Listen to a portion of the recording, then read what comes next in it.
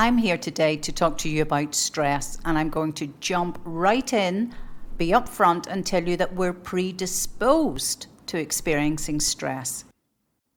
To help me explain this quickly, say hello to Bob and Mark. Bob is a pretty nervous sort of guy, always expecting the worst, whereas Mark, well, he's so chilled out he's almost in a coma. Being so nervous was a good thing for Bob as the first sign of anything dangerous, and he was gone. He legged it. Whereas poor Mark, he was so relaxed, he wasn't afraid at all, and he became supper.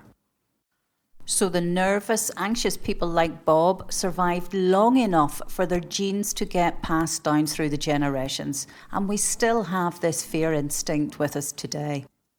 This leftover nervousness that we have in our genes that came all the way back from Bob is what you have probably heard of before. It's the fight or flight response. But the problem for you and I, it's no longer big scary animals that is activating this stress response in us. It's deadlines, too much work, money problems, fighting with our partner, being scared to go shopping alone. This stress response is responsible for us feeling calm and going straight into high anxiety. But unfortunately for us, unlike other animals, we find it quite hard to calm down again. And that's because we are smart, because we can think about what has just happened. Let me explain what I mean. Let's take Rover here as an example. He's happy, calm, oblivious to everything going on around him, as he's just content to have his dinner. But as soon as he hears a noise, he becomes startled. Anxiety goes up and he checks it out. But once the noise stops and he realises there's no problem there, he carries on with what he's doing, goes back to eating his dinner and doesn't give it a second thought. You and I, on the other hand, we're a different beast altogether. We can think about it. We can think, I hate that clock. Why did I ever buy it? Do you know, it always interrupts me when I'm doing something. It really, really gets on my nerves. In other words, we can't let it go. Pretty smart, don't you think?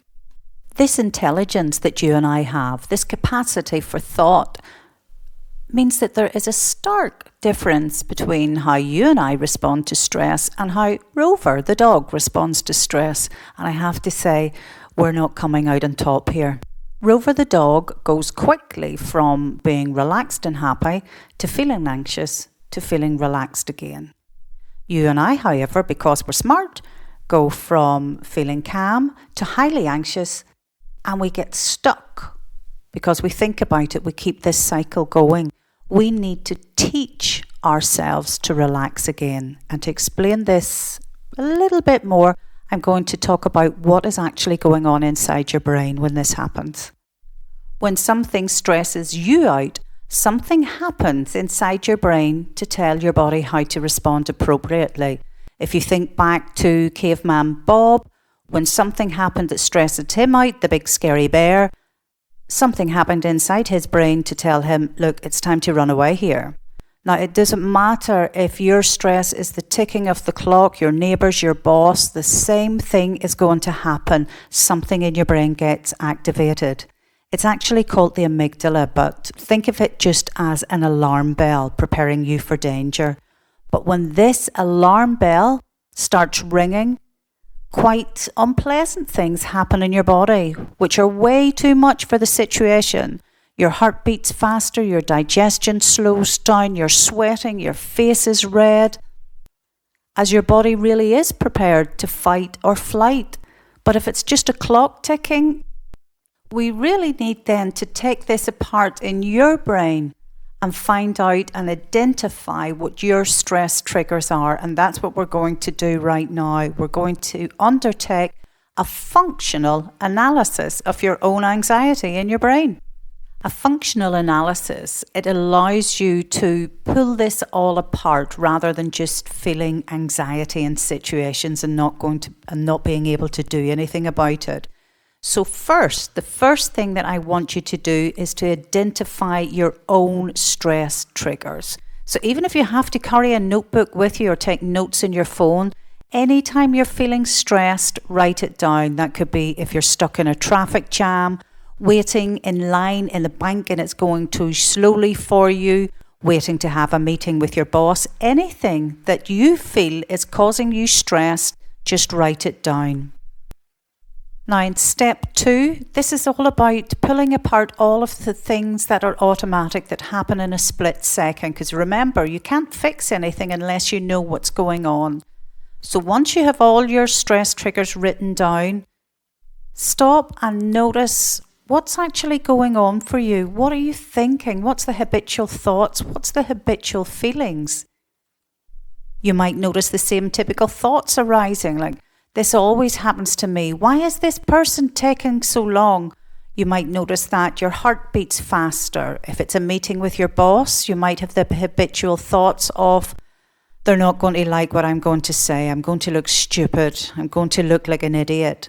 And the feelings or what's going on in your body, you might notice that you always feel that your face is getting very red, that you're blushing. So identify what's the habitual thoughts and what you're feeling in your body.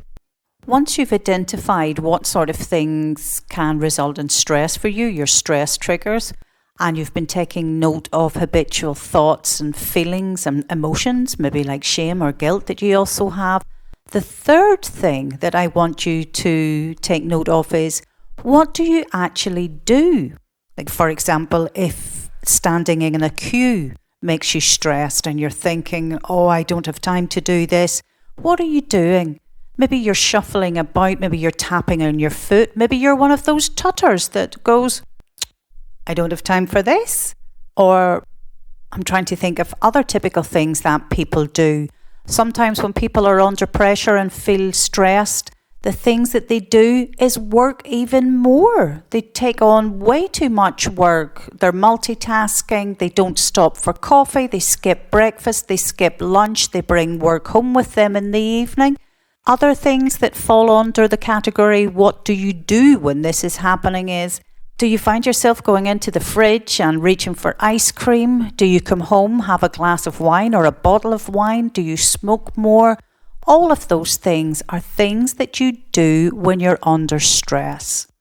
So to recap, try to identify your own stress triggers. Write down the situations that you feel stressed. Then try to identify what your habitual thought processes are and also what you're feeling in your body. What sort of emotions as well does this evoke? And then look out for the things that you do.